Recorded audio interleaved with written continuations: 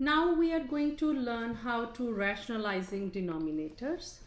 Let's start with a very simple example. If you are given 1 over square root of a and we are asked to rationalize the denominator. So that means we are asked to remove the radical expression from the denominator. Okay, so we have one copy of a inside the square root. So to get rid of the radical expression inside in the denominator, we need two copies of square root of a because it is a square root. So what we will do, we will multiply one with one more copy to the denominator. Why we did so?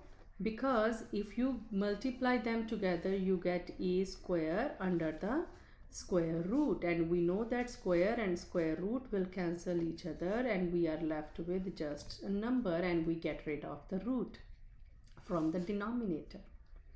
Okay, so now if you are multiplying something with the denominator, we have to do the exact same thing to the numerator. Only then the fraction will remain same, otherwise it will have a different value. So whatever we are doing to numerator or denominator, do the exact same thing to the denominator or numerator. So we get a times square root of a is square root of a and square root of a over a.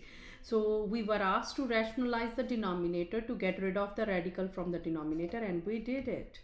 So 1 over square root of a is same as square root of a over a. Okay, let's do one more.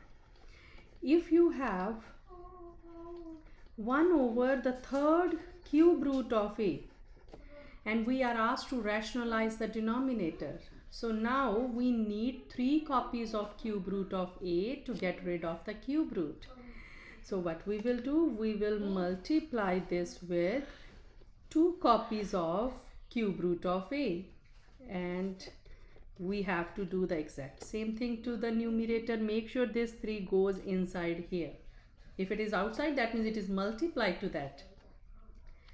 So what we get the cube root of a square in the numerator, 1 times this, and denominator we will have 3 copies of a inside the cube root, and we know that power and exponent radical will cancel each other.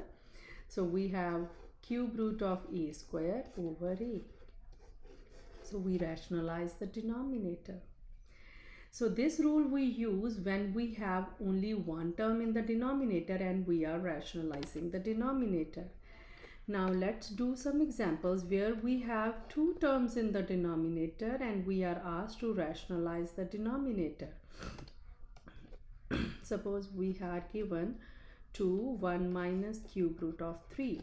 And the question again is the same, rationalize the denominator, get rid of this radical from the denominator. Okay, so now if you will just multiply here with cube root of 3 with the denominator, because square root of 3 in the denominator to get rid of the to square root, because we need 2 copies of 3, that will not remove the square root from the denominator. Why? This is not correct. Let me just tell you why.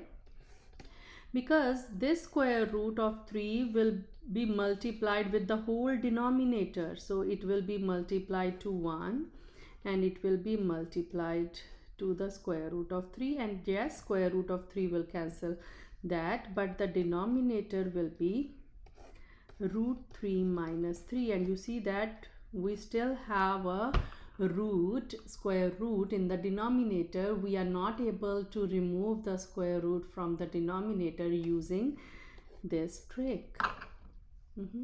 So this trick we use when you have only one term in the denominator and you are rationalizing the denominator. Okay, we cannot use this trick if you have 2 terms in the denominator. So what to do if you have 2 terms in the denominator?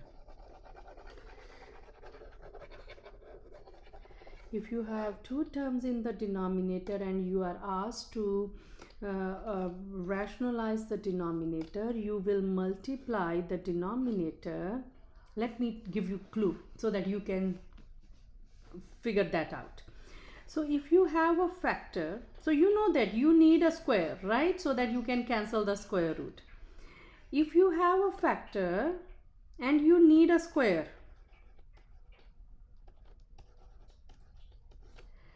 so what to multiply this with? Remember, the difference of two squares is it has two factors and both factors are same but the opposite sign in the middle. If you are multiplying two same factors, in other words, with the opposite sign in the middle, that is the difference of two squares. So now can you guess what should we multiply here with? Yes, the same factor, 1 and square root of 3, but the opposite sign in the middle. And whatever we are doing to the denominator, do the exact same thing to the numerator. So what we get? We get 2 times 1 plus square root of 3 in the numerator, and in the denominator, either you can use this formula. So if it is a minus b, a plus b, it is 1 square and it is the difference of two squares minus the second term square. So this square doesn't matter. So doesn't matter this square is inside or outside. So 3 square root is same as 3 square root, and if the square is here, doesn't matter square is inside or outside, both are the same things. Both will cancel the root. Okay, so this square will cancel the root. So what we get, you can distribute this 2 inside, 2 plus 2 root 3. So this 2 is without the root, this is inside the root, so 2 will be staying outside the root. We cannot multiply that inside. So 1 square is 1 minus 3. So 1 minus 3 is 2. We can over minus 2. You can further simplify this. So this is minus 1 minus root 3. You can factor out 2 and cancel the 2 with the denominator. This is how we rationalize the denominator.